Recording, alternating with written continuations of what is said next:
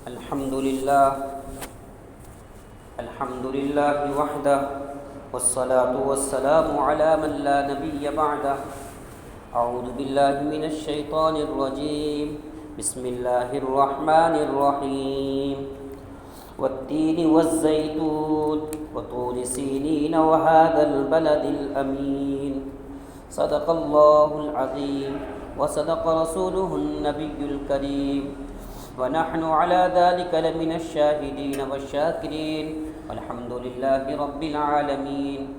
اللهم صل على سيدنا محمد وعلى آل سيدنا محمد وبارك وسلم. اللهم صل على سيدنا محمد وعلى آل سيدنا محمد وبارك وسلم. محترم بزرگ اور دوستو، گزشتہ ہفتے آپ حضرات کے سامنے زکوٰۃ کے عنوان پر بات چل رہی تھی. زکوٰۃ کا تعلق اللہ تبارک و تعالی نے انسان کے ساتھ رکھا ہے کہ انسان کے کام آ جائے، انسان کی مدد کرنے والا بن جائے.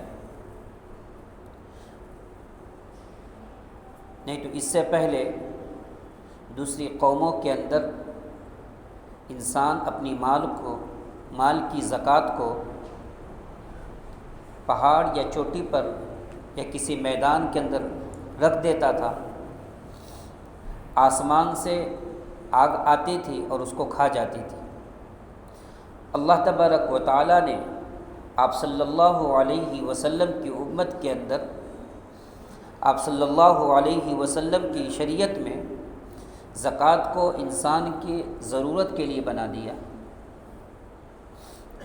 پتہ یہ چلا جب بندے کا تعلق بندوں کے ساتھ مضبوط ہوگا، ایک دوسرے کی مدد ہوگی، ایک دوسرے کا حلف ہوگا، ایک دوسرے کی ضرورتوں کو پورا کرنے والا بنے گا، تو بندہ دنیا کے اندر بھی اللہ کے بندوں سے محبت کرنے والا ہو جائے گا اور اللہ تبارک و تعالیٰ بھی پھر اس سے محبت کرنے والے بن جائیں گے. آیت کریمہ جو میں نے تلاوت کی ہے، اس آیت کے اندر اللہ تبارک و تعالیٰ نے قسمیں کھائیں. 4 قسمیں کھانے کے بعد اللہ رب العزت چوتھی آیت میں فرما رہے ہیں، ہم نے انسان کو ایک بہترین ڈھانچے کے اندر پیدا فرمایا، ایک بہترین صورت کے اندر پیدا فرمایا. دوستو، اللہ رب العزت نے انسان کے اوپر بے شمار نعمتیں اللہ تبارک و تعالیٰ کی انسان کے اوپر برستی رہتی ہیں. انسان کے اوپر بے شمار نعمتیں برستی رہتی ہیں. انسان اگر ان نعمتوں کو شمار کرنا چاہے تو شمار نہیں کر سکتا. شیخ سعدی علیہ رحمہ نے انسان کے اوپر جو اللہ کی ایک نعمت ہے، جو انسان سانس لیتا ہے، ایک سانس اندر سے باہر آتی ہے اور ایک سانس باہر سے اندر جاتی ہے. شیخ سعدی رحمۃ اللہ علیہ فرماتے ہیں، ایک سانس کا آنا اور ایک سانس کا اندر جانا، ایک سانس کے اوپر اللہ تبارک و تعالیٰ کی دو نعمتیں ہیں، 2 شکر ہے. اللہ تبارک و تعالیٰ نے انسان کے اوپر بے شمار نعمتیں عطا فرمائیں. انسان ان نعمتوں کا شکر ادا کرنا چاہے تو بھی شکر ادا نہیں کر سکتا. اللہ تبارک و تعالیٰ نے انسان کو جھنجھوڑنے کے لیے، انسان کو بتانے کے لیے اللہ تبارک و تعالیٰ نے فرمایا، اے انسان، تو اپنی ذات کے اندر جب غور کرے گا، تو اپنی ذات میں غور کرے گا تو اپنی ذات کے اندر جب تو دیکھے گا تو میں تیری ذات کے اندر تو مجھے پائے گا. اگر ہم اللہ کو ڈھونڈنا چاہتے ہیں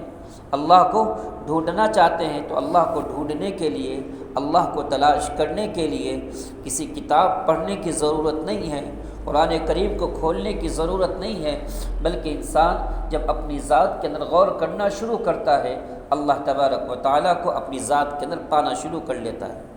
اللہ فرماتا ہے وفی انفسکم افلا تبصرون، وفی انفسکم افلا تبصرون، اے انسان تو اپنی ذات کے اندر غور کر، اپنی باڈی کے اندر غور کر، اپنے اعضاء و جوارح کے اندر غور کر،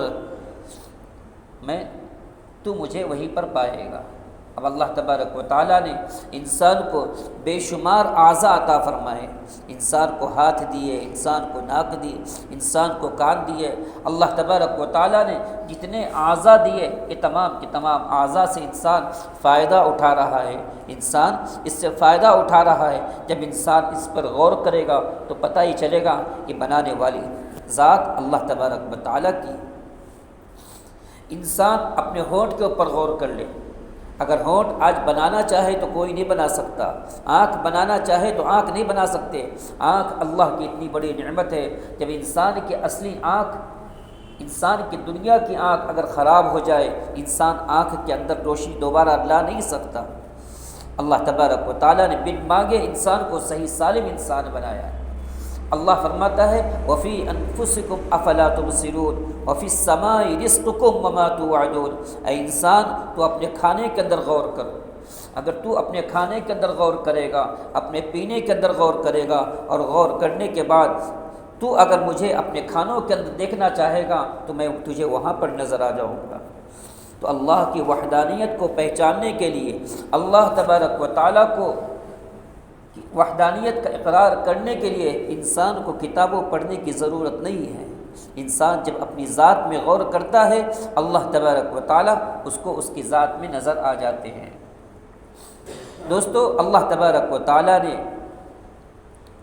انسان کی فضیلت کو بتانے کے لیے، انسان کے مقام کو بتانے کے لیے، اللہ تبارک و تعالیٰ نے قرآن کریم کے اندر 4 قسمیں کھائی۔ اللہ کو کیا ضرورت تھی قسم کھانے کی؟ انسان دنیا کے اندر اپنی بات کو منوانے کے لیے قسمیں کھاتا ہے، انسان اپنی بات کو منوانے کے لیے، اپنی بات کی تصدیق کے لیے قسمیں کھاتا ہے تاکہ سامنے والا میری بات کو مان جائے۔ اللہ تبارک و تعالیٰ نے کس کی قسم کھائی؟ والتین، اللہ نے انجیر کی قسم کھائی، اللہ نے انجیر کی قسم کھائی۔ اللہ انجیر کی قسم کیوں کھا رہا ہے؟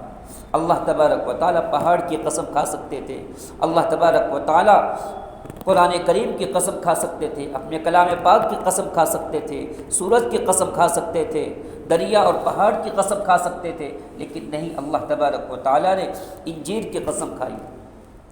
کیوں کھائی؟ انجیر کی قسم کھا کر اللہ تبارک و تعالیٰ اس بات کی شہادت دینا چاہ رہے ہیں، اس بات کی گواہ بنانا چاہ رہے ہیں۔ انجیر کی قسم اس لیے کھائی، انجیر کے اندر گٹھلی نہیں ہوتی۔ مفسرین نے لکھا ہے انجیر ایک ایسا پھل ہے جس کا چھلکا بھی باریک ہوتا ہے، جس کو چھلکے سمیت انسان کھا جاتا ہے۔ انجیر کے اندر نہ گٹھلی ہوتی ہے، انجیر کا پھل بھی، انجیر کا چھلکا بھی باریک ہوتا ہے۔ اللہ تبارک و تعالیٰ نے انجیر کی قسم کھا کر انسان کو بتایا، اے انسان، جس طریقے سے انجیر کو اللہ تبارک و تعالیٰ نے گٹھلی سے پاک رکھا ہے، گٹھلی سے پاک رکھا ہے، اے انسان تو بھی دنیا کے اندر صاف و شفاف زندگی گزار کر تجھے میرے پاس آنا ہے۔ اللہ تبارک و تعالیٰ دوسرے جتنے بھی فروٹ ہیں، ہر فروٹ کے اندر کوئی نہ کوئی گٹھلی ہے، کسی کا چھلکا موٹا ہوتا ہے، کسی کے اندر گٹھلی ہوتی ہے۔ اللہ تبارک و تعالیٰ نے جیسے گٹھلی کو انسان پھینک دیتا ہے، چھلکے کو انسان پھینک دیتا ہے۔ کیوں پھینک دیتا ہے؟ چھلکا کسی کے کام نہیں آتا، گٹھلی کسی کام کی نہیں آتی۔ اللہ تبارک و تعالیٰ نے فرمایا، اے انسان، اگر تو اندر شرک کی گٹھلی لے کر آئے گا، اندر حسد کی گٹھلی لے کر آئے گا، اندر منافقت کی گٹھلی لے کر آئے گا، اللہ تبارک و تعالیٰ فرماتا ہے جیسے دنیا کے اندر انسان گٹھلی کو پھینک دیتا ہے، چھلکوں کو پھینک دیتا ہے، اللہ تبارک و تعالیٰ نے فرمایا اگر تو اندر کی مایا کو صحیح کر نہیں آئے گا، ہم تجھے بھی اٹھا کر جہنم کے اندر ڈال دیں گے۔ اللہ تبارک و تعالیٰ 4 قسمیں کھا کر انسان کے مقام کو بتانا چاہ رہا ہے۔ دوستو، انسان دنیا کے اندر آیا، دنیا میں آنے سے پہلے انسان کو اللہ تبارک و تعالیٰ نے عالم ارواح کے اندر ان تمام کے تمام انسانوں کو جمع کیا۔ اس عالم ارواح کے اندر تمام کے تمام لوگ تھے، محدثین بھی تھے، مفکرین بھی تھے، نمک حرام بھی تھے، نمک حلال بھی تھے، علماء بھی تھے، تمام کے تمام لوگوں کا اجتماع تھا۔ اللہ تبارک و تعالیٰ نے اس عام مجمع سے مخاطب ہو کر فرمایا، کیا فرمایا؟ الست بربکم، کیا میں تمہارا خدا نہیں ہوں؟ کیا میں تمہارا پروردگار نہیں ہوں؟ ہم لوگوں نے اللہ تبارک و تعالیٰ اس وقت کہا تھا، کیوں نہیں، آپ ہی ہمارے خدا ہیں، آپ ہی ہمارے پالنہار ہیں، آپ ہی ہمارے روزی دینے والے ہیں۔ ہم نے اللہ تبارک و تعالیٰ کا عالم ارواح میں اقرار کیا، اور اقرار کرنے کے بعد اللہ تبارک و تعالیٰ نے جب ہم نے کہا بلا کیوں نہیں، آپ ہی ہمارے رب ہیں، آپ ہی ہمارے پالنہار ہیں، اللہ تبارک و تعالیٰ نے انسان کو مخاطب ہوئے، کیا مخاطب ہوئے؟ اے اولاد آدم، میں تجھے انسانی شرافت کا تاج پہنا کر دنیا کے اندر بھیجنے والا ہوں، میں تجھے انسانی شرافت کا تاج پہنا کر دنیا کے اندر بھیجوں گا، اور دنیا کی تمام چیزوں کو تیرے لیے مسخر کر دوں گا۔ یہ زمین، یہ آسمان، یہ چاند، یہ سورج، یہ تمام کی تمام چیزیں تیری خدمت کے واسطے رہیں گی۔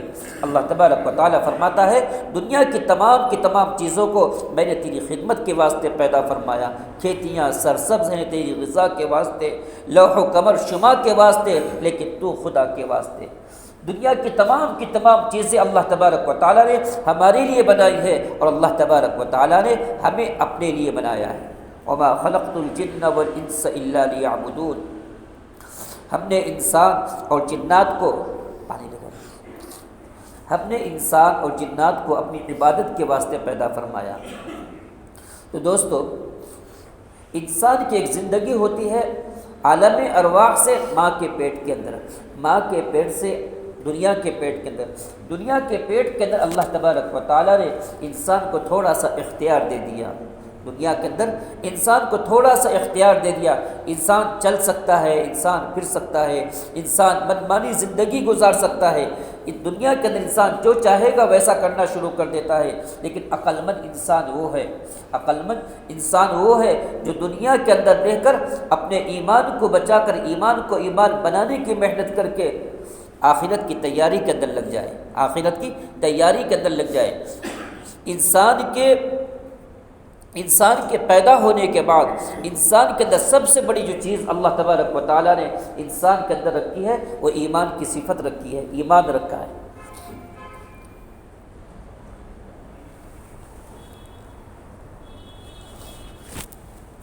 اس لیے ہمیں اپنے ایمان کو بنانے کی فکر کرنا ہے، ایمان کو بچانے کی فکر کرنا ہے۔ اللہ تبارک و تعالیٰ نے ہم سب کو علم کی دولت عطا فرمائی ہے، قرآن کی دولت عطا فرمائی ہے۔ ہمیں کسی کا محتاج نہیں بنایا ہے، ہمیں دوسرے مذہب کے والوں کے پاس جا کر کوئی چیز حاصل نہیں کرنی ہے، بلکہ اللہ تبارک و تعالیٰ نے سب کچھ ہمارے پاس دے رکھا ہے۔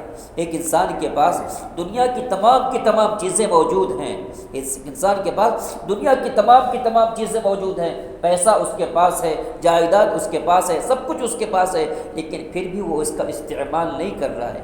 پیسہ ہونے کے باوجود بھوکا رہ رہا ہے، کپڑا ہونے کے باوجود ننگا رہ رہا ہے، کپڑا ہونے کے باوجود اچھے کپڑے استعمال نہیں کر رہا ہے۔ اللہ تبارک دنیا کے کیا کہے گا؟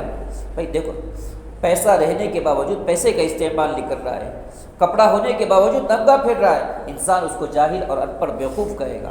ایسے ہی اللہ تبارک و تعالیٰ نے قرآن کی دولت ہمیں دے رکھی ہے، علم کی دولت ہمیں دے رکھی ہے، ایمان کی دولت ہمیں دے رکھی ہے، لیکن ہم اب اس علم سے فائدہ نہیں اٹھائیں گے، اس قرآن سے فائدہ نہیں اٹھائیں گے، تو ہمارے سے زیادہ جاہل اور ہمارے سے زیادہ ان پڑھ اللہ کے نزدیک کوئی نہیں ہوگا۔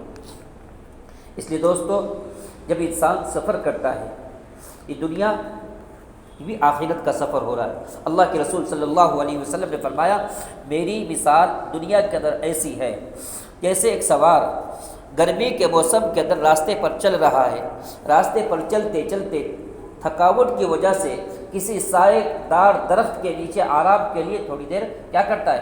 کھڑا ہو جاتا ہے۔ اب ٹو ویلر پر جاتے رہتے ہیں، گرمی کی شدت رہتی ہے، تھکاوٹ ہو جاتی ہے، انسان سائے دار طرف دے کر وہاں پر تھوڑی دیر کے لیے کھڑا ہو کر آرام کرنے لگتا ہے۔ آپ صلی اللہ علیہ وسلم نے فرمایا، میری مثال بھی اسی سائے کے درخت کے مانند ہے۔ جس طریقے سے سائے کے درخت کے نیچے انسان تھوڑی دیر کے لیے آرام کرتا ہے، پھر اپنے سفر کو چلنا شروع کر دیتا ہے۔ اللہ کے رسول صلی اللہ علیہ وسلم نے فرمایا یہ دنیا ہمیشہ رہنے کی جگہ نہیں ہے، یہ دنیا ہمیشہ رہنے کی جگہ نہیں ہے۔ آپ صلی اللہ علیہ وسلم نے فرمایا ان الدنیا خلقت لکم وانکم خلقتم للآخرہ، ان الدنیا خلقت لکم وانکم خلقتم للآخرہ، ہم نے دنیا کو تمہارے واسطے بنایا ہے اور تم کو ہم نے آخرت کے واسطے بنایا ہے۔ پتہ ہی چلا انسان دنیا میں رہ کر دنیا کی فکر نہیں کرنا ہے بلکہ آخرت کی فکر کرنا ہے۔ اسی لیے آپ صلی اللہ علیہ وسلم فرمایا الدنیا مزرعۃ الآخرہ، دنیا آخرت کی کھیتی ہے۔ دنیا کو آخرت کی کھیتی کیسے بتایا؟ اس دنیا کے اندر رہنے کے بعد جب انسان آخرت کی فکر کرتا ہے، اچھے اعمال کی فکر کرتا ہے، اچھی نمازوں کی فکر کرتا ہے، اپنے آپ کو اچھا انسان بنانے کی فکر کرتا ہے، تو اللہ تبارک و تعالیٰ اس کا نعم البدل آخرت میں اس کو عطا فرما دیتے ہیں۔ اسی لیے جناب محمد رسول اللہ صلی اللہ علیہ وسلم نے فرمایا الدنیا ملعون وطالبها کلاب، دنیا ملعون ہے، اس کا طلب کرنے والا کتا ہے۔ کون فرما رہا ہے؟ آپ صلی اللہ علیہ وسلم نے فرمایا الدنیا ملعون وطالبها کلاب، دنیا ملعون ہے اور اس کا طلب کرنے والا ایک کتے کے مانند ہے۔ آپ صلی اللہ علیہ وسلم نے دنیا کے طلبگار کو کتے کی مثال دی۔ کیوں؟ جس طریقے سے کتا مردار جانور کو کھاتا ہے، کتا غلیظ جانور کو کھاتا ہے، ایسے ہی اگر کوئی انسان دنیا کے اندر رہ کر اپنی آخرت کو برباد کر کے صرف دنیا کے آباد کرنے کی فکر میں لگا رہتا ہے، آخرت کو برباد کر کے دنیا کی فکر میں لگا رہتا ہے، گویا وہ اپنی آخرت کو برباد کر رہا ہے اور ایک غلیظ اور ایک ناپاک چیز کے اپنے آپ اس کے پیچھے لگا دیا۔ اب ہمیں کیسا پتہ چلے گا کہ کون دنیا دار ہے اور کون دیندار ہے؟ کون دنیا دار ہے، کون دیندار ہے؟ میں بھی اپنے آپ کو دیندار کہوں گا، آپ بھی اپنے آپ کو دیندار کہیں گے۔ تو اللہ والوں نے کتابوں کے اندر اس کی مثال یوں دی ہے، ایک انسان اگر ایک روٹی کسی سے مانگ رہا ہے، کسی سے ایک ٹکڑا مانگ رہا ہے یا کسی سے ایک سلطنت مانگ رہا ہے، اب دیکھیے مانگنے میں ایک ٹکڑا بھی، ایک روٹی بھی اور ایک سلطنت بھی، ایک بڑا عہدہ بھی۔ اگر ایک ٹکڑا ہم نے کسی سے مانگا، مانگنے کے وقت میں ہمارے دل کے اندر صرف ہماری اپنی نفسانی خواہشات کو پورا کرنے کا جذبہ پیدا ہو گیا کہ میں اس روٹی سے اپنی خواہش کو پورا کروں گا، اپنی ضرورت کو پورا کروں گا، اپنی خواہشات کو پورا کروں گا۔ اگر انسان دنیا کی چیزوں سے اپنی خواہشات کو پورا کرنا چاہ رہا ہے، اب دنیا کے اندر اپنی خواہشات کیا ہے؟ بیوی، بال بچے، انسان کے دوست، انسان کے احباب، انسان کے متعلقین، یہ تمام کی تمام چیزیں دنیا ہے اور انسان انہی چیزوں کے پیچھے اپنی رات دن کی محنتیں لگا کے رکھتا ہے۔ تو ہم اگر ایک روٹی بھی اگر کسی سے مانگ رہے ہیں اور ہمارے دل کے اندر یہ نیت ہے کہ اس سے میری خواہش پوری ہو جائے گی، میری ضرورت پوری ہو جائے گی، اللہ کے رسول صلی اللہ علیہ وسلم نے فرمایا پھر اگر انسان چاہے وہ تہجد گزار ہو، چاہے وہ نماز پڑھنے والا ہو، چاہے وہ اوابین پڑھنے والا ہو، چاہے وہ مستحبات کے اوپر عمل کرنے والا ہو، اللہ والوں نے ایسے انسان کو دنیا کا کتا بتایا ہے جو اپنی نفسانی خواہشات کو پورا کرنے کے لیے، اپنی نفسانی خواہشات کو پورا کرنے کے لیے دنیا کی چیزوں کو اپنانے کی کوشش کر رہا ہے، لینے کی کوشش کر رہا ہے۔ اللہ کے رسول نے اس کو دنیا کا کتا بتایا ہے۔ جیسے کتا غلیظ چیزوں کو کھاتا ہے، ایسے ہی اپنی آخرت کو برباد کر کے اس کے پیچھے لگا ہوا ہے۔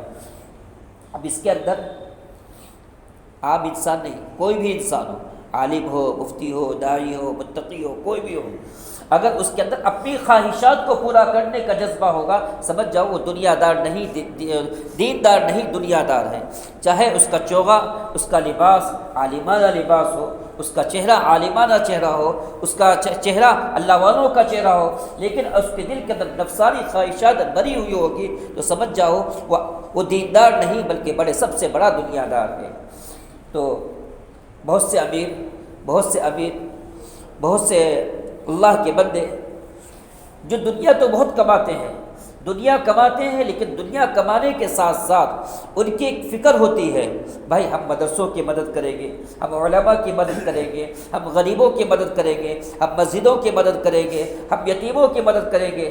دنیا کما رہے ہیں لیکن ان کے پاس تہجد کی نماز نہیں ہے، ان کے پاس اشراق کی نماز نہیں ہے، ان کے پاس اوابین کی نماز نہیں ہے، ان کے پاس نوافل نہیں ہے، ان کے پاس مستحبات نہیں ہے، وہ صرف فرائض کی پابندی کر رہے ہیں، اور فرائض کی پابندی کے ساتھ ساتھ دنیا کمانے کی فکر میں لگے ہوئے ہیں۔ اور دنیا کو کمانے کا مقصد کیا ہے؟ دنیا کما اس لیے رہے ہیں تاکہ ہم لوگوں کی بھی مدد کریں، غریبوں کی مدد کریں، ایک دوسرے کے کام آئیں۔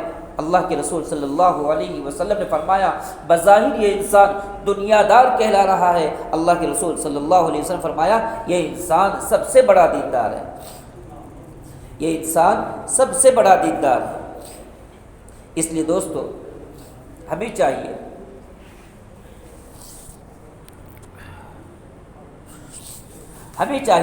ہم اپنے آخرت کی فکر کرنے کی کوشش کریں، آخرت کی فکر کرنے کی کوشش کریں۔ قرآن کریم میں اللہ تبارک و تعالیٰ نے فرمایا ان صلاتی و نسکی و محیای و مماتی للہ رب العالمین، ہماری نماز، ہمارا روزہ، ہماری زکوٰۃ، ہمارا حج، یہ تمام کا تمام چیزیں ہمارے رب العالمین کے لیے ہونا چاہیے، تمام کی تمام چیزیں ہماری رب العالمین کے ہونا چاہیے۔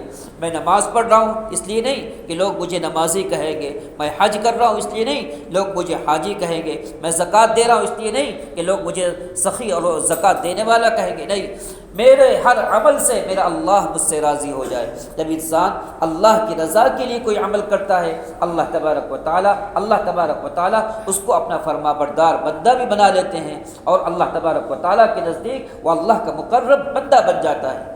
اس لیے دوستو میں نے جو آیت کریمہ تلاوت کی، اللہ تبارک و تعالیٰ نے والتین والزیتون، اللہ تین کی قسم کھا رہے ہیں، زیتون کی قسم کھا رہے ہیں، زیتون کی قسم کھا رہے ہیں، تین کی قسم کھا رہے ہیں، طور سینا کی قسم کھا رہے ہیں، اور اللہ قسم کھا کر فرما رہے ہیں ہم نے انسان کو ایک بہترین ڈھانچے کے اندر پیدا فرمایا۔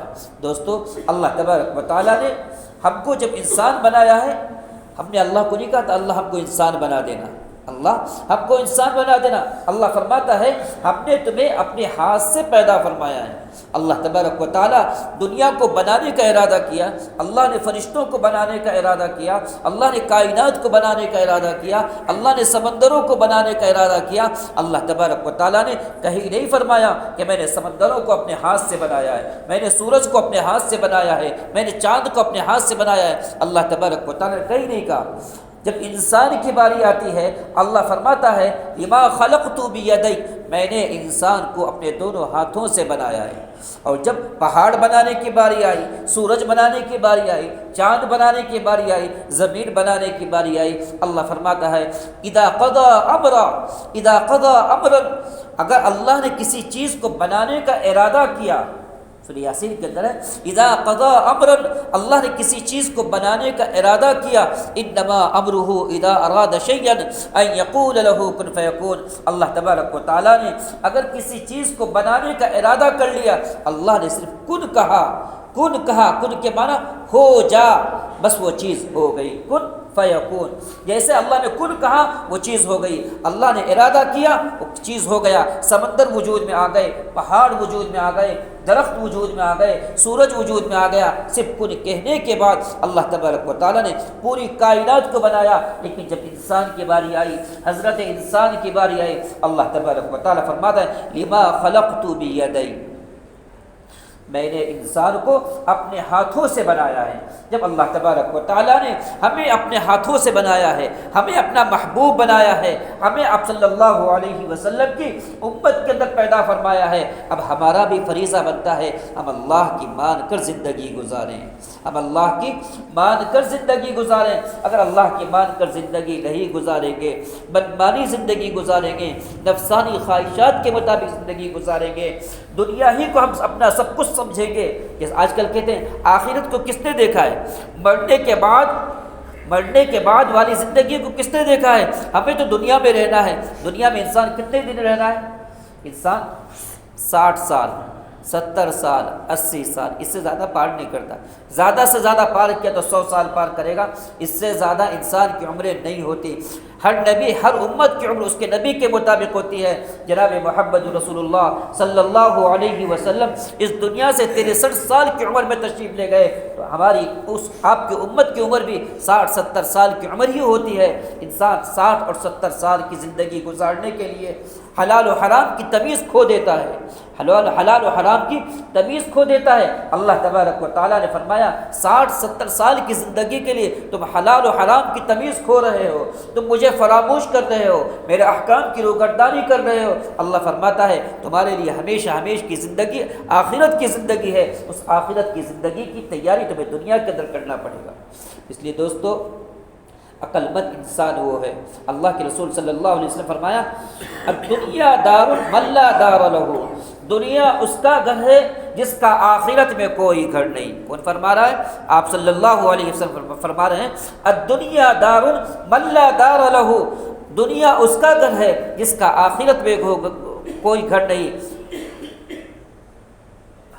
اور دنیا کے اندر مال وہی انسان جمع کرتا ہے جس کے پاس عقل نہیں ہے، جس کے پاس عقل نہیں ہے۔ یہ مال جمع کرنے کی چیز نہیں ہے، مال جمع کر کے رکھنے کی چیز نہیں ہے۔ جیسے گزشتہ ہفتے کہا تھا، یہ انسان دنیا کے اندر مال جمع کر کے گن کر رکھتا ہے، اس کی زکوٰۃ نہیں نکالتا، اللہ تبارک و تعالیٰ ایک ازدہے کی شکل کے اندر اس کے گلے کے اندر کیا کر دیں گے؟ گلے کے اندر سانپ بنا کر ڈال دیں گے، اور پھر اس سانپ کیا کرے گا؟ اس کو چابے گا، اس کو چبائے گا اور کہے گا ھذا ما کنزتم لانفسکم فذوقوا ما کنتم تکنزون، یہ وہی مال ہے جس کو تم گن کر رکھا کرتے تھے، جمع کر رکھا کرتے تھے، اب چکھو اللہ تبارک و تعالیٰ۔ اس لیے دوستو، ہمیں چاہیے اللہ تبارک و تعالیٰ نے جتنی زندگی عطا فرمائی ہے، جتنا وقت عطا فرمایا ہے، اس وقت کو غنیمت جاننا ہے، ہمیں اپنے آپ کو بدلنے کی کوشش کرنا ہے، آخرت کی فکر کرنا ہے۔ اللہ تبارک و تعالیٰ سے دعا فرمائیں، اللہ ہم سب کو کہنے سے زیادہ عمل کرنے کی توفیق عطا فرمائے۔